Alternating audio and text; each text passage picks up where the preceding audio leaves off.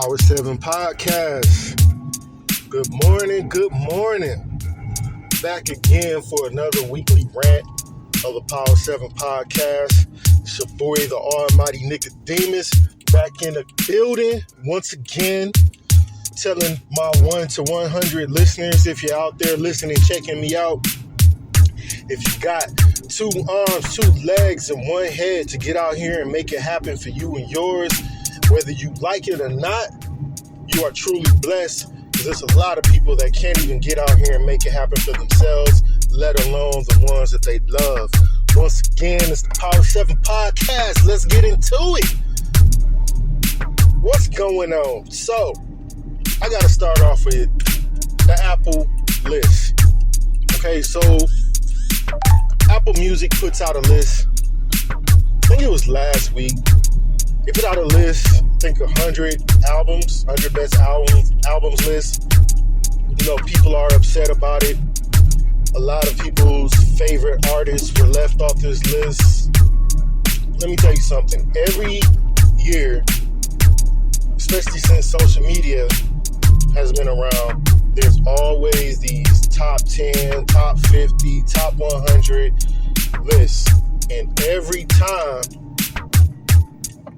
we're mad about it. We get mad about it. Somebody's left off that should have been on there. The wrong people shouldn't even be on there. They ain't done enough. You know, it's always some type of different complaint when it comes to these lists. From these institutions or publishings, you know, that really don't appeal to the black experience. And so we get pissed off about these lists. But I'm here to tell you, we need to stop caring about these lists. You know, I understand it's good for conversation and things like that, but, you know, one thing I'll say about these lists is that as a black man, we have to start putting value into the publishings and the institutions, you know, that we have when it comes to our list or even our awards, you know, whether it's the NAACP awards, the BET awards, you know, Essence, Vibes, Source, XXL, whatever the case may be. Like, we have to start seeing value and putting value into these publishings that we have, institutions that we have when it comes to entertainment, that understands and is going to view things from the black experience. And if those publications aren't doing what they're supposed to do as far as what the black experience as a whole is here in the United States of America, you know, some of the people that complain about those lists that are people with money, maybe, you know, you should start your own things and build it up that way so that we can have things that are reflective of our experience. Is that going to happen? I don't know.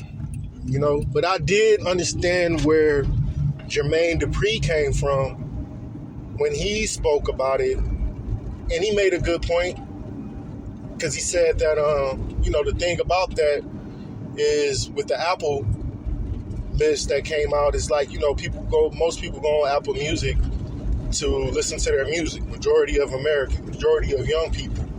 And if there are some prominent and important artists to music that are not there, those people are probably not going to look and go down that rabbit hole to find out, you know, who these artists are and what their music is and what their contribution to music is. And, you know, probably how you'll find out how a lot of what they did predates or precedes some of the people that are on that list, because they probably took from or used, you know, something from those artists in today's music, because it does happen. So I understand where he was coming from when he said that.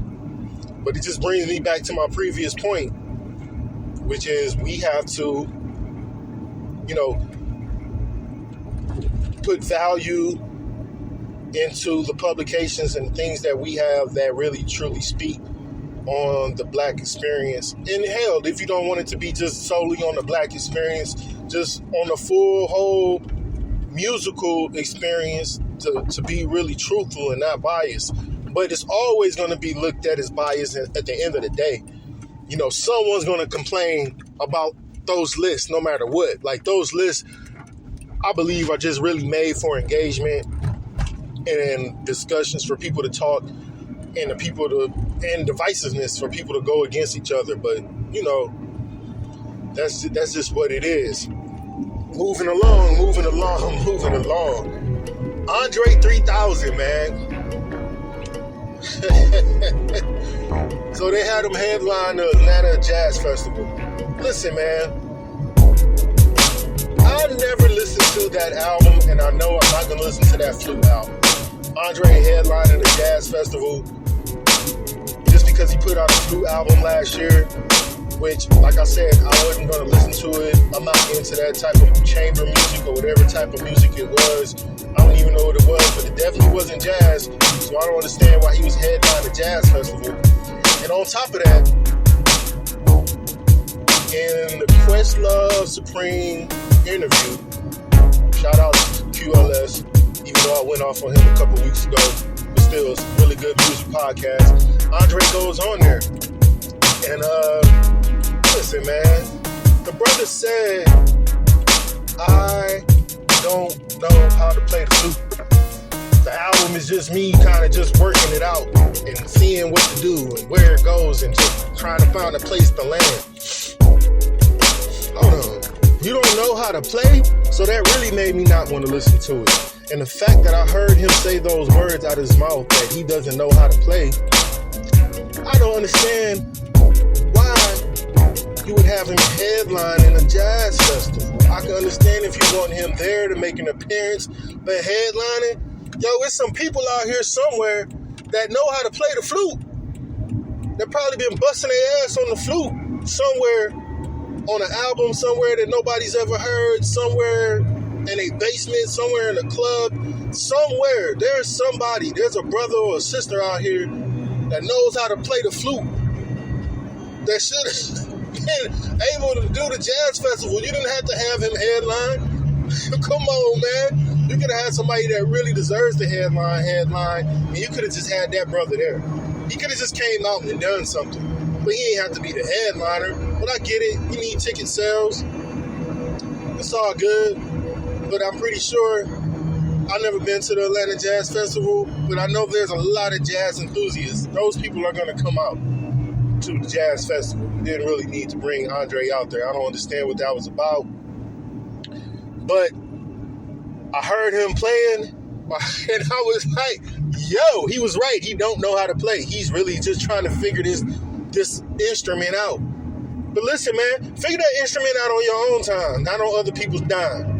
And I'm just going to leave that one there. Just let that go. That was real comical to me. And I'm going to move on to my last and final thing, which is a good thing and a bad thing.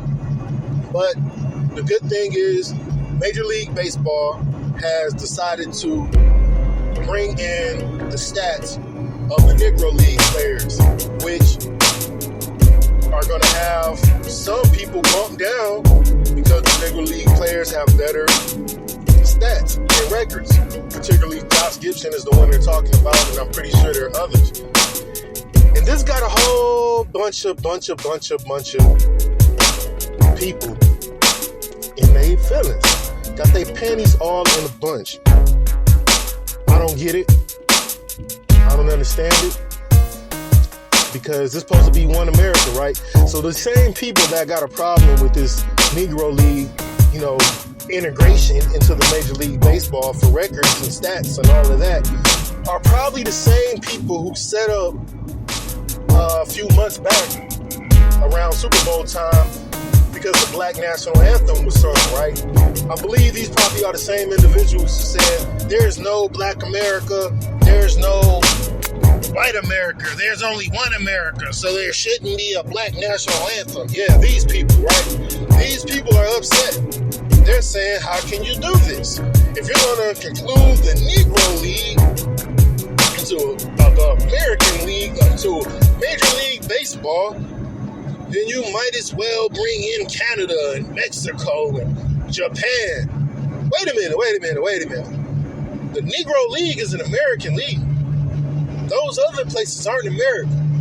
Now, if there's only one America, according to y'all, then what's the problem? See, the problem is with these individuals, there's one America, and that America in their mind represents everything that's not black, everything that's not of color, everything that don't have nappy hair, everything that don't have dark skin, big nose, and big lips. That's their America, unless they get plastic surgery. But that's their America. Their America does not include black folks, and that's how I'm going to take it. Their America includes just them, their image of them. That's the America's image. That's what we want our America to be. Everything white, nothing else. So we don't want to include the Negro League because it sounds like to them that ain't American. You know, and that's not all white people in America. That's not all the white Americans. But I'm just speaking on the white Americans who felt like the black national anthem was only one thing. Was not true, shouldn't have been called a black national anthem. There's only one national anthem. But I guess there's only one American baseball. And that's everything white. That's the hypocrisy of what they of this so-called democracy or republic or whatever it is. So, listen, this has been another weekly rant. I hope y'all can chew on that and check all of that out. Because, that was just, it was really funny to me. And as usual, things like that irritate me. But once again, it's your boy, the Almighty Nicodemus, Power 7 Podcast, leaving it on a note to be blessed. You got 2 arms, 2 legs, 1 head, so you know you blessed. Taking care of you and yours. It's the Power 7 Podcast, Almighty Nicodemus. Peace.